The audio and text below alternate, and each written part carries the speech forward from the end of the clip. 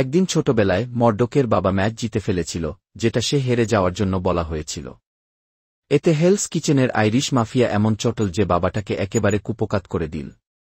বছর পরে সুপারহিরো মর্ডক চেষ্টা করল একটা বাচ্চাকে বাঁচাতে, কিন্তু ব্যর্থ হয়ে নিজেই একটা ডাস্টবিনে গিয়ে পড়ল। ভাগ্যিস সেখানে ক্লেয়ার টেম্পল নামে এক নার্স ছিল, সে মর্ডককে উদ্ধার করে বাসায় নিয়ে গেল। মর্ডকের মুখোশ খুলে দেখে, ও মা, এই লোক তো অন্ধ। মর্ডক তার পরিচয় দিতে রাজি না হলেও বলে দিল তার সেন্সগুলো একেবারে সুপারহিউম্যান লেভেলের। এদিকে এক রাশিয়ান গুন্ডা যখন ক্লেয়ারের বাসায় ঢুকে পড়ে, মর্ডক তাকে ধুলাই দিয়ে ছাদে নিয়ে যায়। দুজনে মিলে এমন এক বন্ধুত্বপূর্ণ আলাপ চালায় যে শেষে রাশিয়ান বাবাজি বাচ্চার অবস্থান বলে দেয়।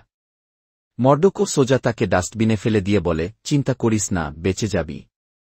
এরপর সে বাচ্চাকে উদ্ধার করতে যায়, গুন্ডাদের এক হাতে কুপোকাত করে তার মিশন সফল করে। অন্যদিকে কিছু স্মার্ট ব্যাডি লোক মর্ডককে মামলার জন্য ভাড়া করতে চায়, কারণ তারা জানে মর্ডক আর তার বন্ধুরা একটু ঝামেলা করে বেড়াচ্ছে।